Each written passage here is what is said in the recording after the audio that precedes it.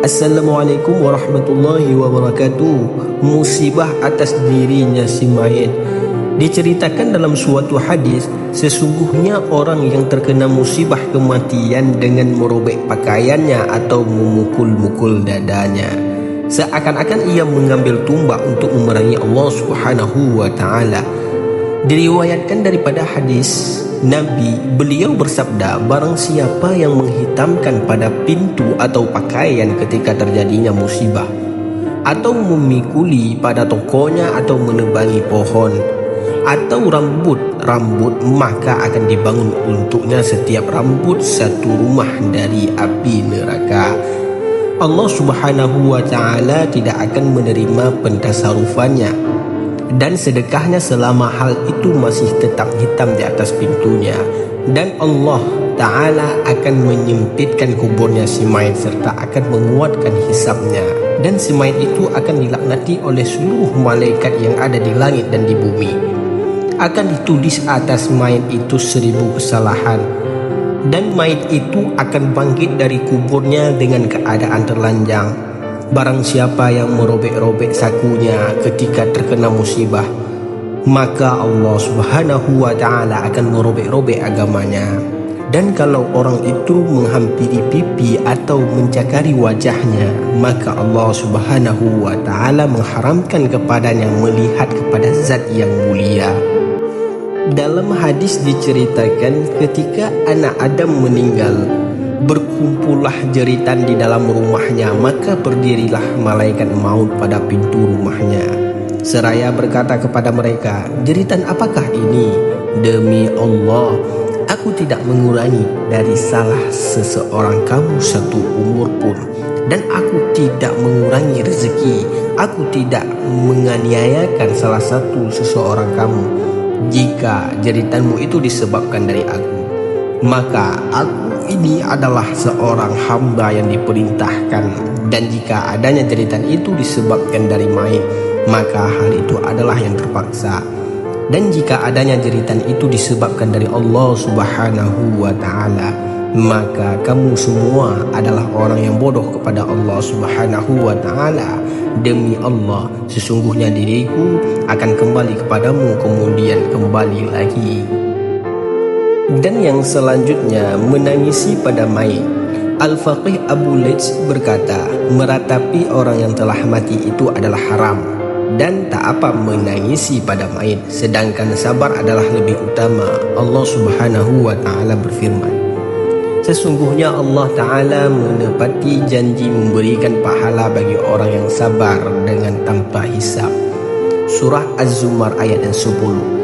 Diriwayatkan dari Nabi SAW, sesungguhnya Nabi SAW bersabda, orang yang menangis dengan meratap sedangkan orang yang ada di sekitarnya yang mendengarkan tangisannya itu, maka mereka itu semua mendapat laknat dari Allah Subhanahu wa ta'ala dan laknat para malaikat serta manusia seluruhnya. Ada satu riwayat, ketika Hasan bin Ali meninggal, maka istrinya menunggui di kubur dalam masa 1 tahun.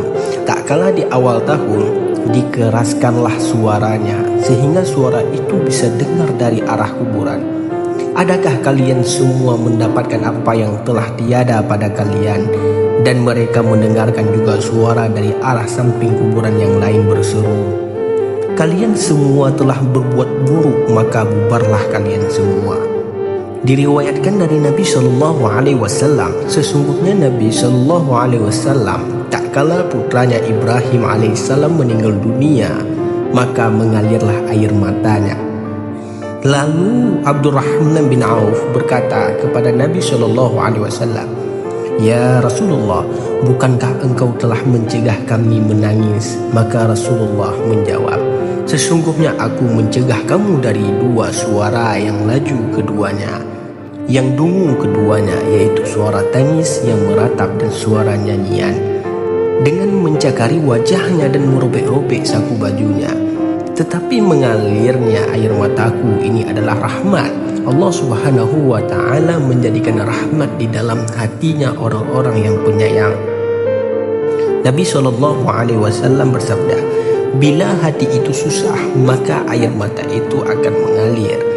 Diriwayatkan dari Wahab bin Kisan radhiyallahu anha, sesungguhnya Umar melihat seorang wanita yang menangisi mayit, lalu ia mencegah wanita itu, maka Nabi pun bersabda, tinggalkanlah wanita itu, wahai Bapak Hafsah, sesungguhnya mata yang menangis menunjukkan hati susah.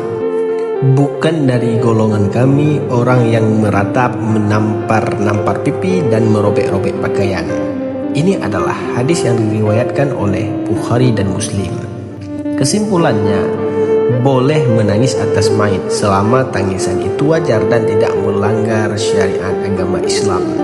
Yang kedua, tidak boleh meratap atau berlebihan karena itu bentuk ketidaksabaran terhadap takdir Allah Subhanahu wa taala. Yang ketiga, yang lebih utama adalah mendoakan bersedekah atas mayit dan mengambil pelajaran dari kematian. Berikut adalah riwayat singkat Abu Laits As-Samarqandi.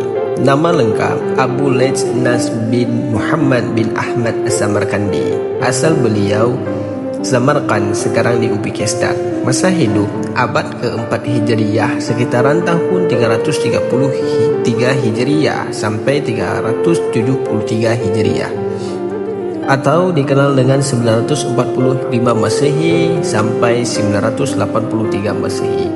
Beliau bermadhab Hanafi. Karya terkenal Tafsir Abu Laits As-Samarqandi juga dikenal sebagai tafsirnya Al-Quran. Tanbih Al-Ghafilin, kitab nasihat dan akhlak yang sangat populer di seluruh dunia. Keilmuan, Abu Laits dikenal sebagai ulama besar dalam bidang tafsir, fikih madhab Hanafi, tasawuf, akhlak dan tarbiyah.